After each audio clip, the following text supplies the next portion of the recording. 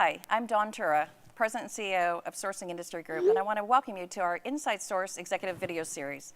With me today is the legendary John Sculley, who I'd like to call my new friend as well. So John, I just got through reading your book, and as you can tell by my stickies, I was all over it. And we talked, in the book you talk a lot about talent management, and we're moving into the gig economy, and the entire workforce is going to be changed in the future. Can you share some of your insights on that?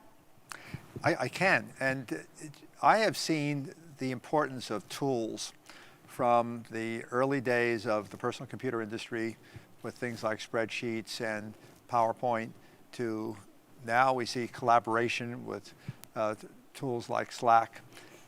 That in the gig economy, we need tools that enable the people who have responsibility for recruiting the talent, the procurement organizations, the human resource organizations, to be able to understand how do they strategically set their plans to acquire the right mix of talent for the projects that are increasingly becoming strategic, often leading them into new domains that may not be traditional for their organizations.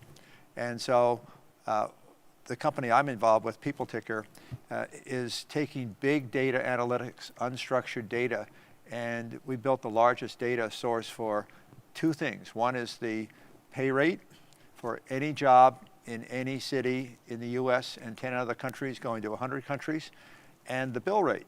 And why would you want to have people dealing with opaque information at a time when data analytics can actually say we can do better than surveys? That's like having a flip cell phone.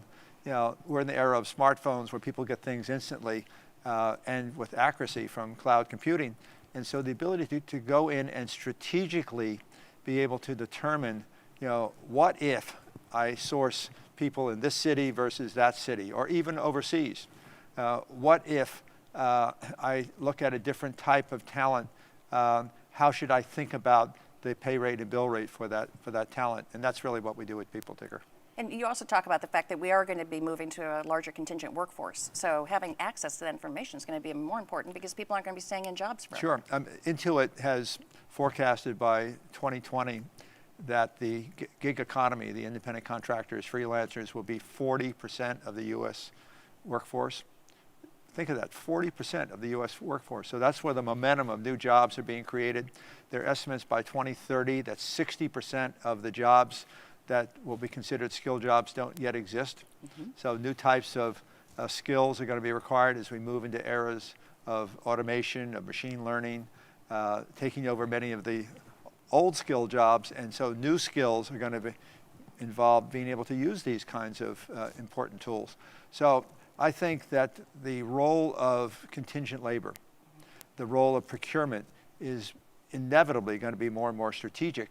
And there has to be an alignment at the CEO level between when do we hire perms, when do we hire contractors, and the greatest flexibility, the fastest way to get into a new domain is to take advantage of the strategic opportunities for talent through procurement. That's true. You can bring in the good talent. Absolutely, yeah. I love that. So I have to talk about one thing that you said in your book, and I wish every educator in the world could hear it. You said answers are like commodities these days. Yes. And yet we train students to memorize, rote memorization, you know, and yet we don't train them to ask questions. And that was such an aha moment to me because we do. I can't remember what I learned in high school any longer. Yeah, no, it's absolutely true. And I can remember when I was a student, we would memorize long lists of dates and facts. And then, of course, some months later, we will have forgotten all of those things. Facts can easily be sourced as a commodity from Wikipedia, from Google. So why are we focused on facts? We ought to be teaching students to understand the context of facts. And the context of facts is asking the right questions. Learning is about putting information into context. And a skill of learning is learning how to ask the right questions. So as we go forward, that's the way we're also going to be able to be innovative. If we ask the right question, we're going to get to something that we never thought about before. Yeah, and increasingly, Dawn, even the most successful companies are going to become victims of their own success Yes. unless they adapt to the new domains that are starting to converge into what they think of as their industry. And if they don't adapt to those new domains coming in, entirely different knowledge base, skill base, that's why procurement of independent contractors is so important, then they're going to be the consequences of somebody else's success. And so you talked about innovation also happens at the fringe. It's not happening usually at the center with the big Goliaths any longer. That's true. But they think that they know it all. Yeah. So let's take Kodak. I mean, Kodak thought that digital photography would happen someday. They were, in fact, the inventors of the first digital camera. And yet, at the same time that Steve Jobs was creating the iPhone, Kodak was focusing on doubling down on film processing, putting billions of dollars into further vertical integration so they could compete on cost more effectively with Walmart, who also had a single-use film camera. And Steve Jobs was there at the right moment as the wireless operator said, we can send photos over 3G wireless where we could only send text over 2G. And Steve put a cell phone chip inside of an iPod, and you know the rest of the story. Well, I wish I invented the selfie stick, I'll tell you that. I would have been a millionaire with that alone. So we talk about the Internet of Things and the fact that everything is going to eventually be connected, 50 billion connected devices per John Chambers. What do you think about the Internet of Things? How far is it going to go? Are we at the tip of the iceberg? Where are we? Well, we're still at the tip of the iceberg. And while many people talk about smart homes and many of the consumer devices like wearables, the early opportunities for huge value creation are going to be around the industrial internet. It's why GE has completely reinvented their company, sold off $200 billion worth of GE capital assets and moved into putting sensors onto everything that they make in the industrial economy. It's why cities are becoming smart cities, managing energy more efficiently, and all kinds of resources in cities are going to be based on the intelligent use of sensors. So I think it's the industrial internet that'll see the early wins. That's the low-hanging fruit. Eventually, it's going to touch every industry in many ways. I like the term industrial internet. That's interesting. So do you see game-changing? What's the next big thing out there that we need to be keeping our eyes on? I think messaging is going to surpass what we think of as going through a browser and searching for different types of web services. Because messaging is becoming more and more intelligent. We're building machine learning capability. What are called bots are being built into all of the messaging services out there. So that's going to fundamentally change the way in which people collaborate and work. It's a big deal, and it's happening on a huge scale from companies like Facebook and Google and Microsoft and IBM and others. So to take that very seriously. And I love the fact that you said, don't be creating business plans, create your customer plan. And that's what SIG is all about. We are only here as a membership organization because we have paying members. So if we don't put them at the forefront of our thought, we don't have an association. And you're thinking about things exactly the right way, because ideas in isolation aren't worth very much. There are a lot of smart people who can come up with some pretty cool ideas. The reality is ideas have to have context, and the best context is to say, what's a really big customer problem we can solve in a new and better way? And if you do that, you realize that the customer plan is more valuable than the business plan. The business plan is really a budgeting exercise as to how do you distribute resources.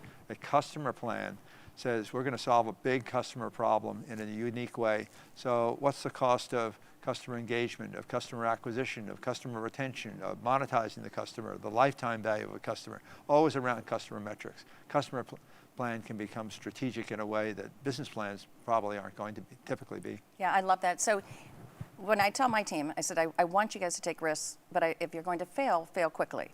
Yes. So and that's a well understood concept in Silicon Valley. It's always a understood approach that you fail fast, keep learning from it. Don't take failure as a disappointment. Take it as, gee, what did I learn? Yeah, exactly. And our team has really embodied that. And we've had, not colossal failures, but we tried a few things. And I said, just admit it quickly before we. In fact, failure is fundamental for innovation. I mean, if you aren't taking risks, you probably aren't really going to innovate. It could have just as easily been done by a large organization that wanted to stay the course. So failure is a fundamental part of the learning process of innovation. And if you can't culturally accept it, and by the way, there are many cultures around the world that don't accept failure. You fail and you're done. Well, fortunately, in the U.S., we don't feel that way. We feel failure is part of the learning process. And yet they say by going to school, we smash kids' creativity and we teach them failure is bad. Yeah, isn't it incredible that we say that students are not allowed to talk to each other because that's called cheating. And when you get into the workplace, if you aren't talking and collaborating with each other, then they say, well, you're not doing your job. Exactly. And in school, you get graded on how many facts you can remember. In the workplace, you get graded on how did you apply the thinking of the team, not just yourself, to solving a customer problem. So schools are really still working on a 19th century, not even a 20th century, a 19th century idea of what kind of requirements people need to get out into a workforce in the early industrial age. And here we are probably in the third industrial age. You know, we went through the first industrial age in the 19th century, went through the second industrial age in the 20th century. The 21st century, the industrial age is all about the smart use of information and being able to do things with it that cross domains, that cross boundaries of geography. And yet we still train people in school as though we're a couple of centuries behind. Well, we are out of time today, but I want to thank you so much. It has been such a pleasure to spend last night with you and this morning with you.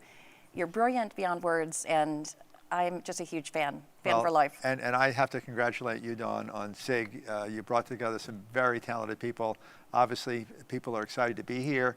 It's not just a great program, but it's also the networking, because talented people like to be around other talented people and meet people they haven't known before. They do. Congratulations on SIG. Thank you. Thank you.